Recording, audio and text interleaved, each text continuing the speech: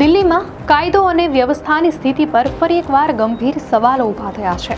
દેશની રાજધાનીમાં હવે નેતાઓ પણ સુરક્ષિત નથી રહ્યા તેવું લાગી રહ્યું છે, કારણ કે આજે સવારે દિલ્હીના અત્યંત સુરક્ષિત ગણાતા એવા ચાણક્યપુરી વિસ્તારમાં એક ચોંકાવનારી ઘટના બની. કોંગ્રેસના સાંસદ સુધા રામકૃષ્ણન જ્યારે મોર્નિંગ વોક પર નીકળ્યા હતા ત્યારે એક અજાણ્યો શખ્સ તેમના ગળામાંથી સોનાની ચેઇન ઝૂંટવીને ફરાર થઈ ગયો. હેલ્મેટ પહેરેલા આ બદમાશે પોલીસ અને સુરક્ષા વ્યવસ્થાને ખુલ્લો પડકાર ફેંક્યો છે. સંસદ ભવનથી ખૂબ જ નજીક અને અત્યંત સંવેદનશીલ વિસ્તારમાં બનેલી આ ઘટનાએ સૌને આશ્ચર્યચકિત કર્યા છે.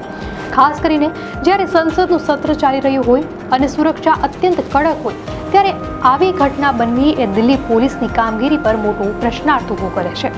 સાંસદ સુધા રામકૃષ્ણને આ ઘટના બાદ કેન્દ્રીય ગૃહમંત્રી અમિત શાહને પત્ર લખીને પોતાની સુરક્ષા અંગે ચિંતા વ્યક્ત કરી છે. દિલ્હી પોલીસે આ મામલે ફરિયાદ નોંધીને તપાસ હાથ ધરી છે અને સીસીટીવી ફૂટેજ પણ તપાસવામાં આવી રહ્યા છે.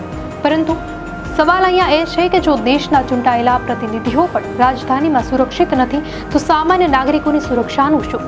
શું દિલ્હીમાં વધતા ગુનાખોરીના બનાવો પર અંકુશ મેળવવા માટે કોઈ નક્કર પગલાં લેવાશે કે પછી આવા બનાવો બનતા જ રહેશે? દર્શક મિત્રો, આ ઘટના અંગે આપની શું પ્રતિક્રિયા છે અમને કોમેન્ટમાં ચોક્કસથી જણાવશો.